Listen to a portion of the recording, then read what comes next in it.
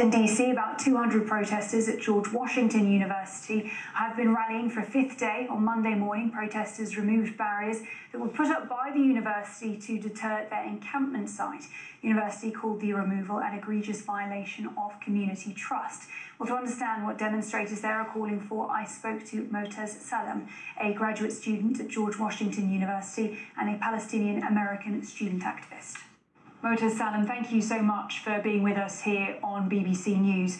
Firstly, talk to us about what you're calling for through these protests. So first and foremost, I would say that what we're calling for on a larger scale is an end to the genocide in Gaza. We're here in solidarity with Gaza to remind people that there's still a genocide going on, and to also, as being that it's a student movement, to remind people about the fact that educational institutions in Gaza have been entirely decimated.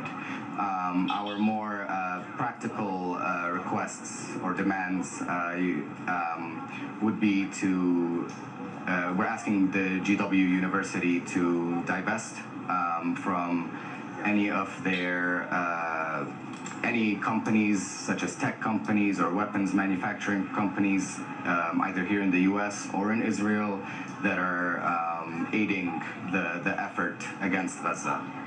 And I know that you've been there for a number of days. Have you heard anything from the university? What have your interactions been like with officials?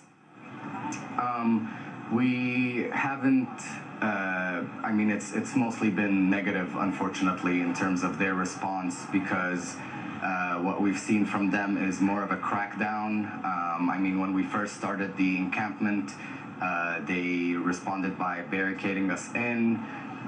They also, from the very first night, around 3 a.m., they sent in a lot of MPD, local police cars to surround the perimeter. They sent around 10 to 15 policemen to come into the encampment.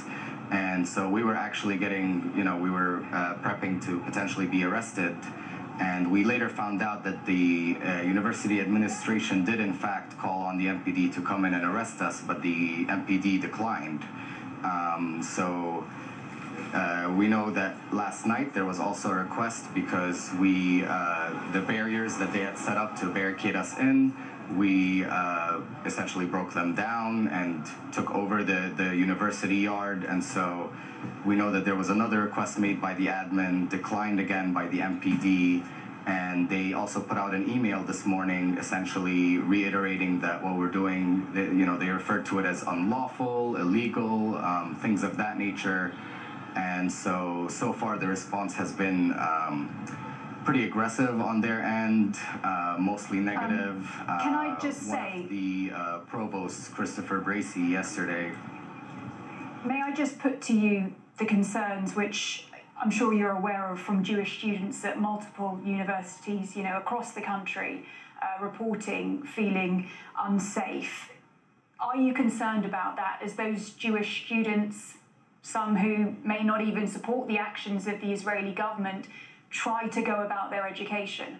I mean, I think that I would contend with the fact that they feel unsafe. I would say maybe a more appropriate word would be discomfort, which is sort of more understandable. And I think part of the reason that is because the Israeli state uses its propaganda to sort of co-opt the Jewish faith as part of its creation, its identity, when in reality, I mean, we have a lot of Jewish students who are part of the encampment, who are very much in solidarity with Gaza. And from what I understand from them and the way they've spoken about their Jewish faith is that they always emphasize that it's all about love for all and acts of service to the world. And I would say that, if there's a discomfort there, that's understandable. But if they were to come in and really talk to us, they would realize that our demands and our whole ideology behind this has nothing to do with the Jewish faith. It's only about the Israeli state, its occupation of Palestine, its genocide in Gaza, and that is the only thing we're really calling for. Is to end the genocide in Gaza and to stop the occupation of Palestine. Motaz Salem, thank you very much for being with us. Thank you for having me. Around the world and across the